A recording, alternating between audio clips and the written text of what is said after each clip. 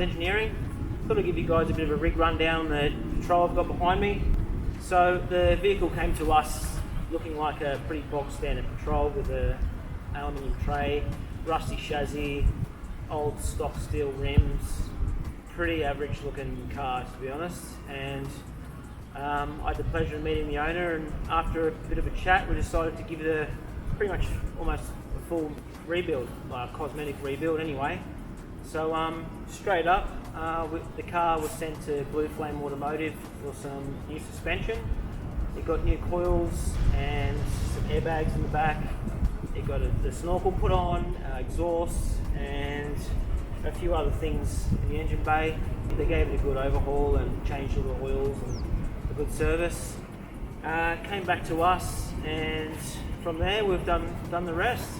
Started off with taking the bull bar off, giving it a rub down and painting it with Raptor liner.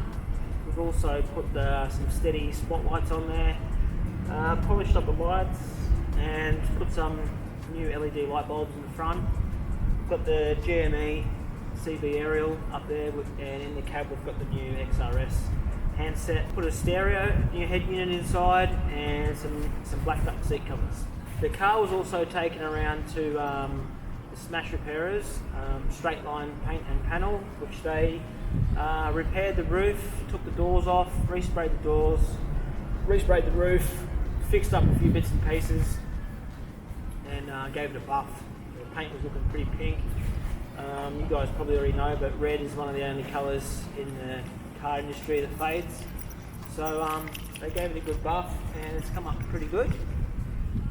From there, we've also wrapped the line front flares and along the bottom of the seals, and then done a little bit of signage along there just as a bit of a stone guard along the bottoms.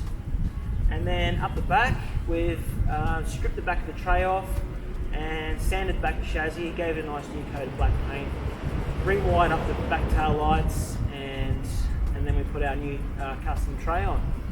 The tray itself, it's got nice hardwood decking with recessed tie-down tracks. In the toolboxes on one side we have USB and 6 socket outlets, and on the other side we have our signature hidden tap option with a 60 litre water tank under the tray and a 12 volt pump and filter. This owner has also opted in later in the build. He's asked us to put in the airbag controls in the toolbox so he can adjust his rear airbags just flick of a button. And it has a digital readout gauge as well from Airbag Man. We had to tweak the exhaust a bit out the back because it was interfering with the new suspension linkages, and we had to reroute the pipe out the back of the cab. Instead of coming out the side, it would have hit the toolbox, so we've just moved it out to the back and made it a bit neater out there. And then what else? We've got new wheels and tyres from Northern Beaches Tyres. They had set us up with some new Pro Comp Trilogy alloy wheels and some BF Goodrich tyres.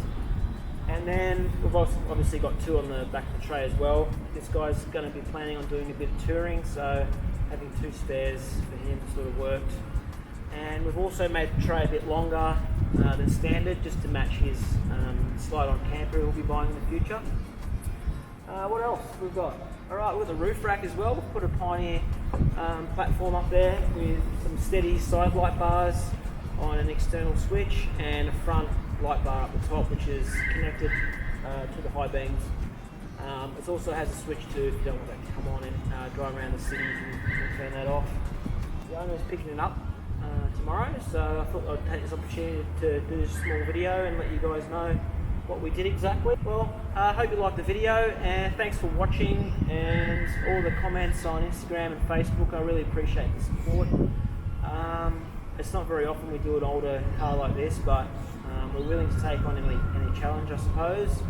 These things do come at a cost as well, so I know a lot of people don't want to spend that sort of money on such an old car, but it doesn't look very old anymore, and I'm pretty sure the owner's going to get a lot of years out of it to come, and it definitely gets a lot of interest driving around Brookvale. It's just a real head turner, so I'm really looking forward to hearing the owner's feedback on that.